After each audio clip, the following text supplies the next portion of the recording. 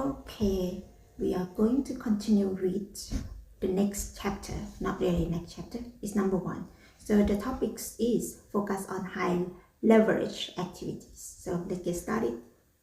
Okay, in the span of 3 months, focus on high leverage activities. In the span of 3 months, Quartz engineering team doubles our startup had an ambitious mission. Okay, our startup has an ambitious mission to buy a question and answer platform that would share and grow the world's knowledge. To achieve that internet scale library of Alexandria, we needed more engineers. And so during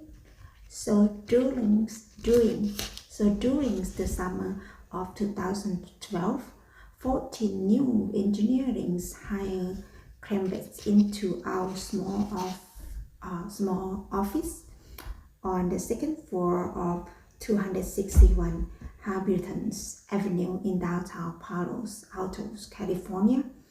Even after construction, cracks knocked down 3 sets of walls to explain our office space, we could still barely accommodate everyone's desk. I had met many times with Charlie Carefors, one of Quartz two co-founders, to prepare for the influx of people. I have volunteers to be directly responsible for onboarding new engineering hires, and so I needed to design the team plan to ramp everyone up quickly. How would we ensure that the products wouldn't break all the time, especially since we developed code to production multiple times a day? How would we keep code quality high with many new people unfamiliar with the design and conventions in the code base? How would we make sure new hires were productive and not blocked on what to do next? Figuring out this answer would be marked departure from my regular duties of writing software. But I was excited because I know that onboarding the new hire effectively would have a large impact than any code I could produce. It would directly affect how much work half of the engineering teams would get done during their first few months. I researched onboarding and mentoring programs at other companies and talks with their engineers to learn what worked and what didn't. With support from the rest of my team, I formalized a mentoring program at Quartz for new from the rest of my team. I formalized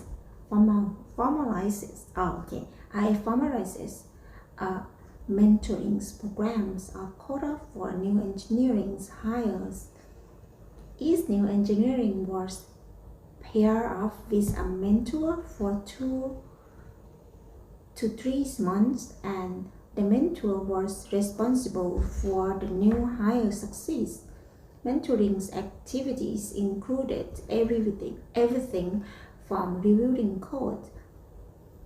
Mentoring activities included everything from reviewing code, outlining technical skill to learn and pair programming, to discussing engineering trade-off, explaining how to prioritize better, and offering guidance on how to work well with different team members. Mentors also planned a sequence of starter tasks and projects to increase the new hire mastering of our system, to ensure that our hire started on a common foundation, I also created an onboarding program with a series of 10 recurring tech talks and 10 code labs, and idea I borrowed from Google. Word documents that explained why we design core abstraction, describe how to use them, walk through the leverage course, and provided exercise to validate understanding thoughts, take talks, and course lab. We gave our hires an overview of the code base and the engineering focused areas and taught them how to use our development and debugging tools. As a result of these efforts, many of our hires that summer were able to successfully deploy their first bug fix or small products feature to users by the end of their first week, and others deployed their first change soon after. During those months, we launched a new Android application and internal analytics system better in products recommendation, improvements to our products, new features, and much more. Code quality stays high, and mentor met regularly to share thoughts on how to make the onboarding process even smoother. Even after I moved on from the company, dozens of new engineers have continued to go through these onboardings and mentoring program. There were two of the highest leverage investments that we made on the engineering team. In this chapter, we will define that leverage is and explain why it's the yardsticks of mentoring of effectiveness. Then we go over the 3 ways of reasoning about how to increase the leverage of our activities. And finally, we will discuss why directing engineer towards our leverage point as opposed to say to easy win is key to increasing our impact. Okay, read more. Use leverage as your yardsticks for effectiveness. That's the next title. Use leverage as your sticks for effectiveness. Why did quota engineers spend so much energy on mentoring and onboarding new engineering? We all had hundreds of other things that we could have worked on. Idea to prototype, feature to buy, products to launch, bug to fix, and team to run. Why didn't we focus on this instead? More generally, given the hundreds or more tasks that we all could be doing in our job right now, how should we decide that to actually work on this in order to more effectively achieve our goals?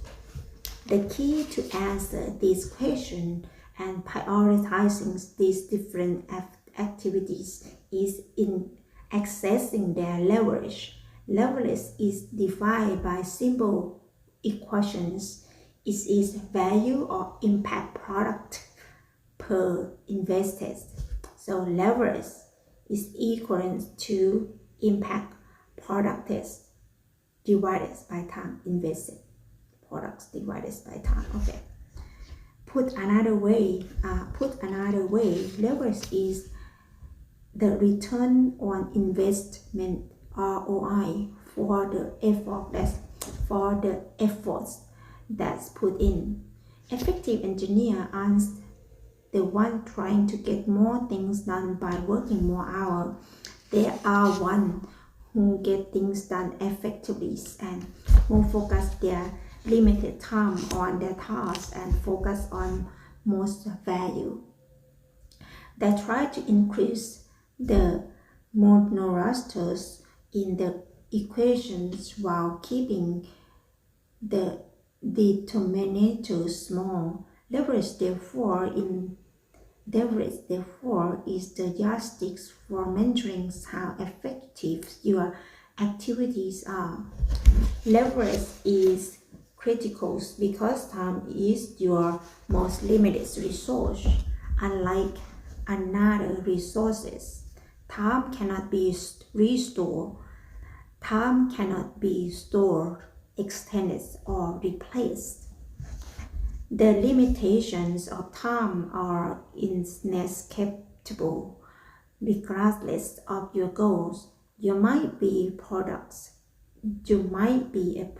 engineer deciding what to tackle to maximize your impact on user, or you might be an infrastructure engineer figuring out what skill issue to focus on next. You might be a workaholic who love to code 60 hours to 70 hours per week at the office, or you might be subscriber to Team Toadies for 4-hour weeks work per studies biologies and only want to put in the minimum hour per week required to sustain your life balance business. No matter who you are, at some point in your career, you will realize that there are more work to be done than time available, and you will need to start prioritizing. Another way of thinking about leverage is the commonly mentioned path to principle or 80-20 rules, that notion that for many activity 80% of impact come from 20% of the work. That 20% comprise that high leverage activities that produce disproportionately high impact for disproportionately. This is the one I had problem yesterday. Activities that produce disproportionately high impact of relatively small times investment. Effective engineers use these symbols equation as their central guideline metrics for determining how and where to spend their times. Greeks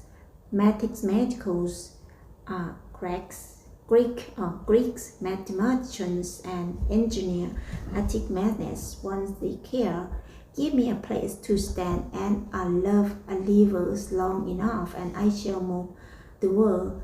It can be hard to move a huge bundles by yourself, but with powerful enough levers, you can move almost everything. High leverage activities behave smaller rallies, letting you amplify your limited time and effort to produce much more impact.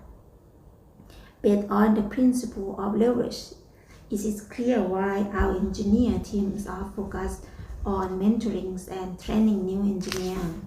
Mentoring is a prime example of high ROI activities.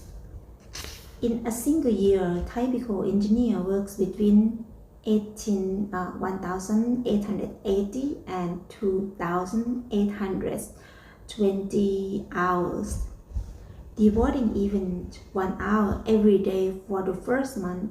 20 hours to mentor or train a new hire may seem like a large investment, yet it represents only about 1% of the total time the new hire will spend working during her first year. Creating reasonable results like cost lab pays off even higher dividends, and required little upkeep after an upfront investment. Moreover, that 1% time investments can have an outsized influence on the productivities and effectiveness of the other 99% of work hour. Pointing out a useful Unix commands could save minutes or hours on basic tasks. Walking through debugging tool could be drastically reduce development time for every new feature. Delivering codes earlier and thoughtfully to catch command errors could remove the need to readdress similar issues later and prevents bad habit from forming. Teaching a new hire of to prioritize different projects to complete all skills to learn could easier increase his productivity. Planning good starters projects that teach core abstraction and fundamental concept could improve her software designs and reduce feature maintenance requirements. Since this success, our startup depended more on the success of entire teams than on what any one engineer could accomplish. Investing in program to ramp up new engineer as quickly as we scrambled as possible was one of the highest levels activity that we could have done. Okay, that's cool.